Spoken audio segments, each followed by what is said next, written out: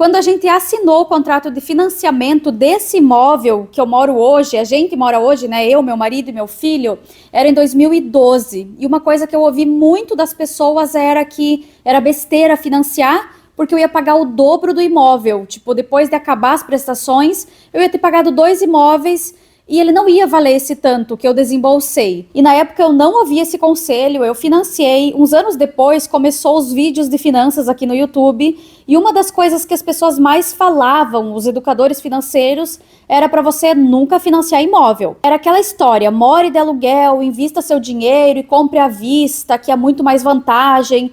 E de fato, muitas vezes eles mostravam em números, né? Não só falavam, mostravam em números como que poderia ser vantajoso. Pois bem, eu não escutei esse conselho e hoje, 10 anos depois, 12 anos depois, me arrependi ou não?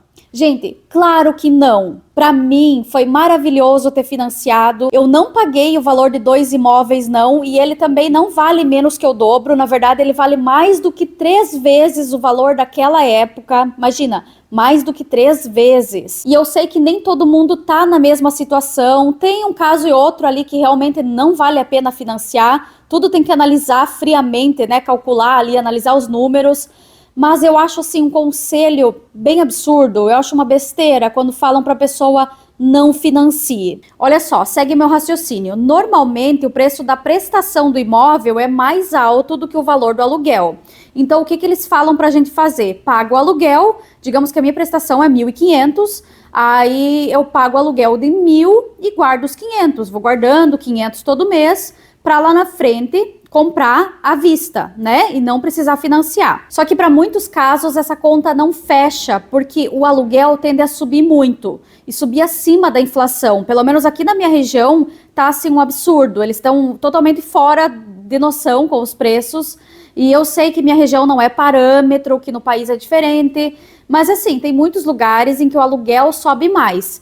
A prestação, quando você fixa a prestação, você pode escolher regimes que ele não vai aumentar. Então, você fixou a tua parcela ali, né, em 1.500, digamos, o financiamento.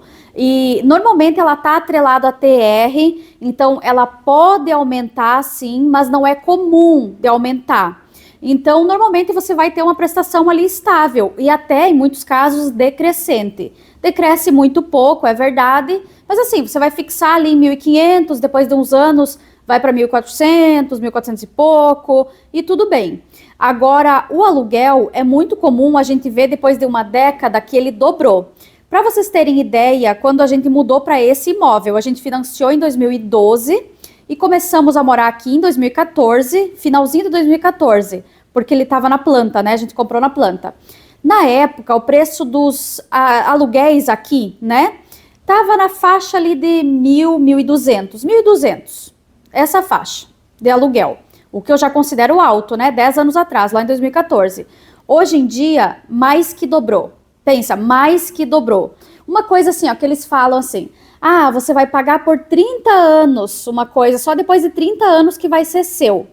É verdade, enquanto você está pagando prestação, o imóvel não é seu, o imóvel é do banco, tá? Você é tipo o inquilino do banco, eles têm razão, quem fala isso está com razão.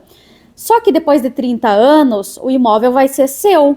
Se você pagar aluguel por 30 anos, nunca vai ser seu. Pode pagar por 50, por 100 anos, que o imóvel nunca vai ser seu. Então, assim, é melhor pagar por 30 anos, às vezes, do que nunca ter um imóvel.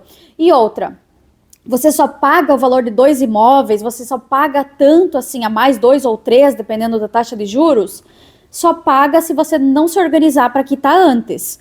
Porque se você se organizar, como eu fiz na época, eu e meu marido, a gente quitou muito mais antes e valeu muito mais a pena. Então, assim, nós pagamos um pouco mais do que era o financiamento, né, do que o valor do que a gente financiou, porque nós ficamos por 2 anos pagando parcela. Ou seja, em 2 anos a gente quitou, só que no início, esses 2 anos, era praticamente só juros, praticamente não amortizou. Então, assim, foram 2 anos, entre aspas, jogado fora.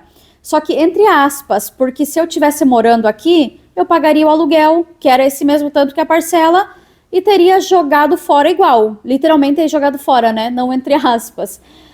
Ou seja, É por isso que eu acho que esse conselho ele não faz sentido para muita gente. Aí eu já vi educador financeiro com um canal muito grande falando para você ir morar com a sogra e fica uns anos morando com a sogra até juntar o dinheiro para comprar à vista. E eu acho um pouquinho complicadinha essa ideia. Tem casos que dá certo. Eu já morei com a minha sogra, morei 1 ano e 8 meses, eu acho. Foi super tranquilo.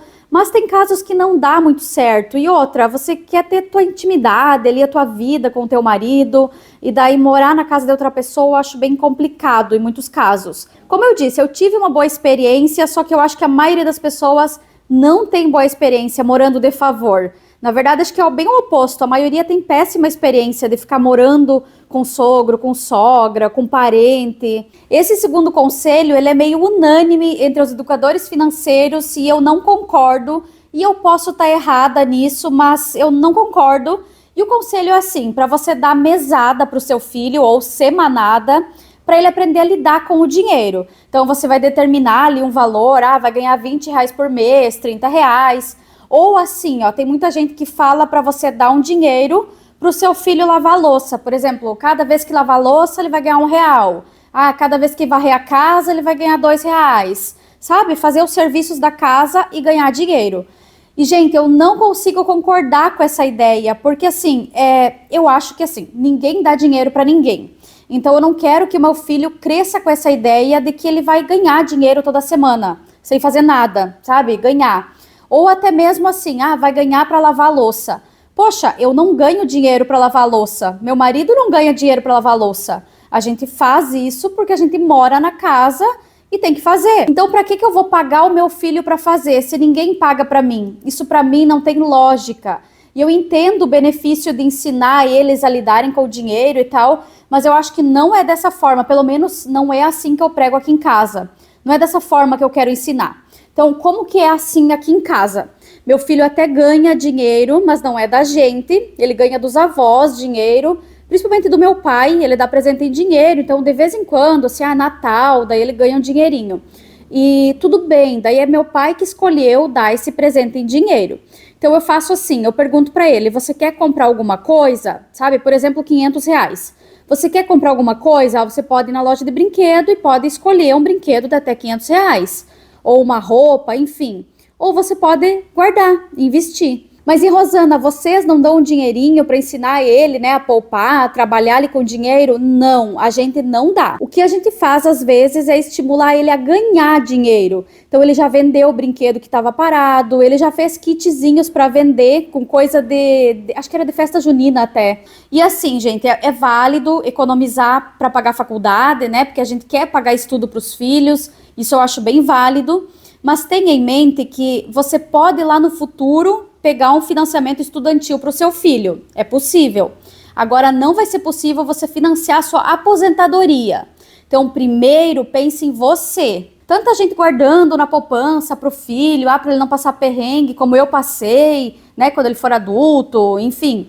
E daí tá esquecendo que você vai passar um baita perrengue lá na frente. Você tá guardando para o filho e não tá guardando para você. Então, esse é o tipo de coisa que eu jamais faço, investir dinheiro pro meu filho. Jamais, jamais, gente. E eu acho que eu nunca vou fazer. Tipo, eu investir dinheiro do meu dinheiro pra ele. Não. E esse terceiro conselho eu ouvi muito e eu quase caí, gente, na tentação de praticar ele. Eu acho que eu ia ter me arrependido, que é: venda o seu carro e invista esse dinheiro. Para muitos casos é legal, se a pessoa não usa muito carro, né? Se a pessoa não precisa para ir trabalhar, bacana, vai investir esse dinheiro. Só que assim, ó, no meu caso, não é tão útil para mim o carro. É pro meu marido, para mim não tanto, ok. Só que mesmo que não é tão útil pro meu trabalho, falando de mim assim, é útil pro meu lazer. Então eu gosto de sexta-feira, sábado, enfim, pegar o carro, a gente dar uma volta, a gente sair para comer, a gente ir numa cidade vizinha.